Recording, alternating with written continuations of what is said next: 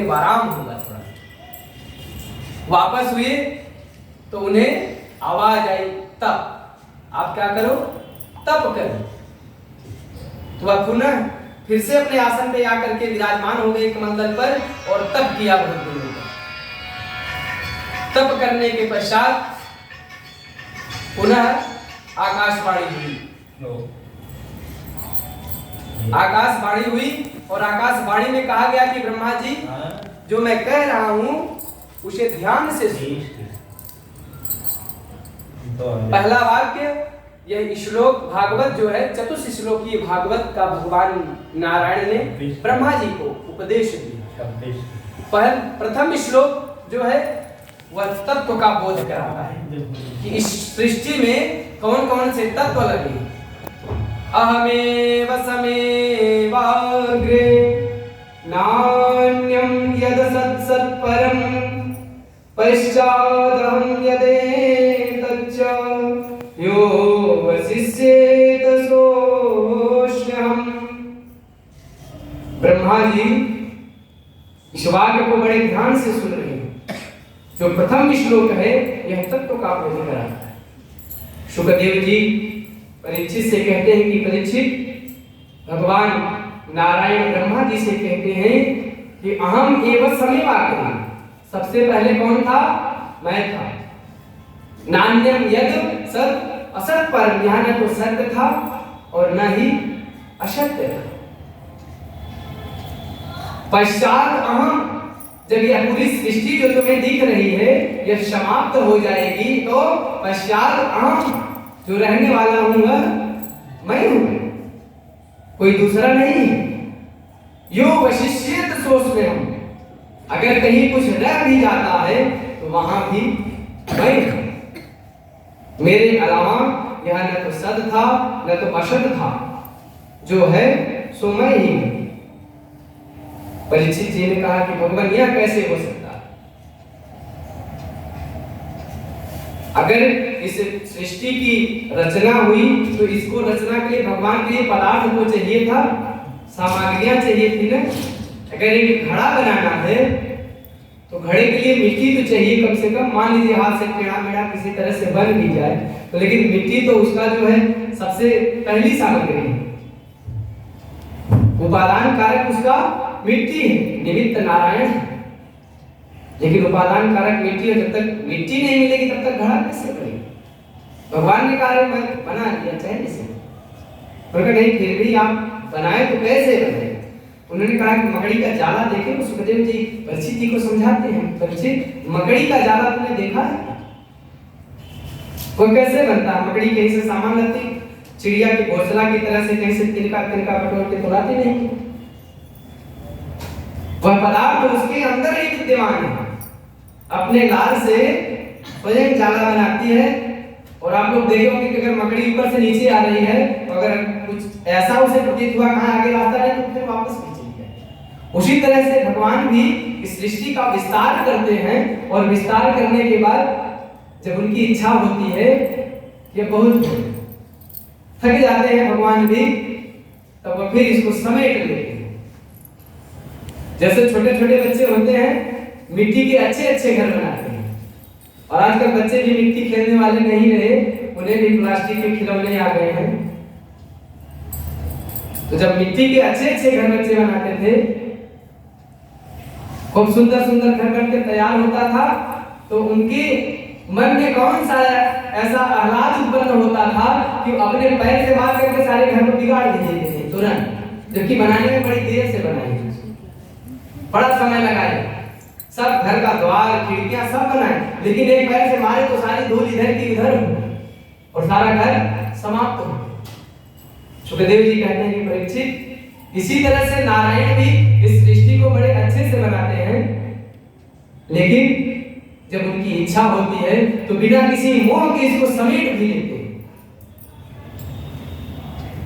इसका तत्व भगवान स्वयं से उत्पन्न करते हैं और फिर स्वयं में ही इसको समेट लेते हैं।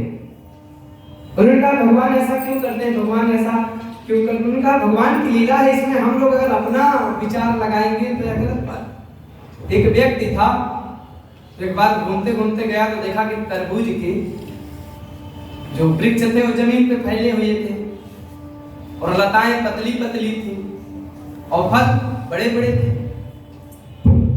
जब उसने देखा तो उसने सोचा कि भगवान भी क्या रचना करते हैं।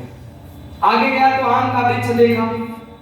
जब आम का वृक्ष देखा तो तब उसके समझ में आया कि भगवान अजीब रचना करते हैं, क्या सोच समझ करके करते हैं। आम का वृक्ष इतना मोटा तगड़ा और इतना विशाल का है, उसमें फल इतने छोटे। और जब भगवान इतना बड़ा बड़ा फल दिए तरबूज को तो उसको कम से कम बड़ा वृक्ष देना चाहिए था। जब घूम के थक गया तो आम के वृक्ष के नीचे अपना आसन लगा करके सो गया। 1-1.5 घंटा सोया जितना उसकी इच्छा थी, लेकिन अचानक नींद खुल गई, उठ के बैठ गया। क्यों? उसके नाक के ऊपर एक आम आकर के गिरा, पेड़ से उठ करके बैठ गया। तब उसने यह ध्यान किया को भगवान बड़ा सोच समझ करके रचना की, कहीं गलती से तरबूज को इतना बड़ा पेड़ दे दिए होते तो आज पता नहीं क्या हो जाता। इसलिए भगवान की जो लीला है बड़ी दिव्य है। भगवान की लीला का श्रवण करना चाहिए। सती जी की तरह से परीक्षा नहीं ले लीजिए। कोई कितनों कहे कि मैं ईश्वर को नहीं मानता, मैं वैज्ञानिक युग का हूं, मैं विज्ञान को मानता हूं, लेकिन इसको तो वह जरूर मानेगा कि अगर यहां पर कुछ बना तो बनाने वाला तो कोई रहा होगा। जब विज्ञान की शुरुआत हुई तो उस समय न्यूटन किस चीज की खोज की? ग्रेविटी, ग्रहों के बारे में कि हाँ कौन ग्रह कैसे चलता है। वह आस्तिक थे, वह नास्तिक नहीं थे। जब शुरुआत हुई विज्ञान की, जो वैज्ञानिक हुए वह नास्तिक हुए। उन्होंने कहा कि नहीं, यह तो सब केमिकल रिएक्शन है, अपने आप दुनिया बना, ऐसा कुछ नहीं कोई बनाने। केमिकल रिएक्शन होगा उनकी भाषा में कुछ।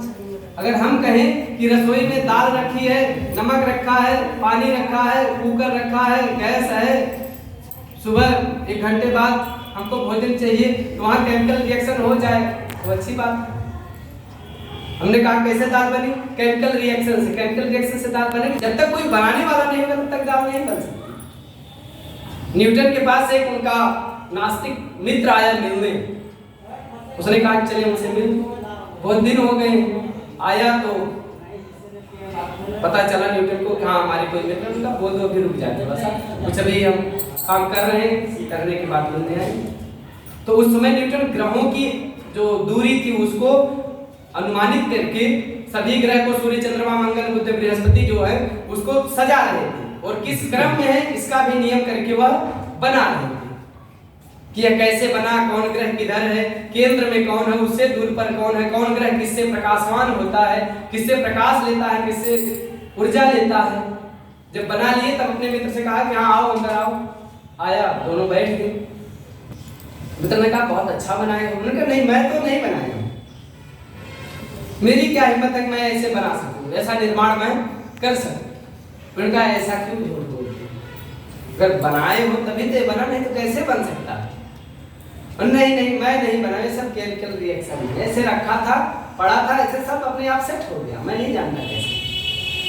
अगर कोई पुस्तक है तो उसको भी तो कोई एडिट किया होगा, कोई उसके बारे में संकल्प किया होगा कि मुझे क्या लिखना है, क्या पढ़ना है, और जब बन करके तैयार हुई होगी तो उसके पीछे भी कई लोगों का हाथ रहा होगा ना। किसी ने उसमें सुधार किया होगा, किसी ने बाइंडिंग की होगी, तो कुछ लोग उसको पढ़े होंगे। न्यूटन ने कहा कि नहीं, ये सब अपने आप हो गया, मैंने कुछ नहीं किया। उसने कहा कि क्यों इतना झूठ बोलते हो, बिना तुम्हारे किए हो जाएगा, ऐसे सामान पड़ा रहे कैसे हो जाएगा।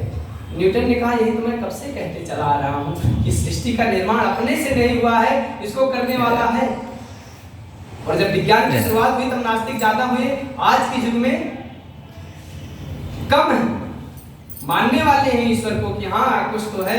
जो एक अगर डिस्कवरी एक हुई, एक खोज किए विज्ञान वाले, तो उनको पता है चलता है कि हमने एक खोज किया, यहाँ तो कई अभी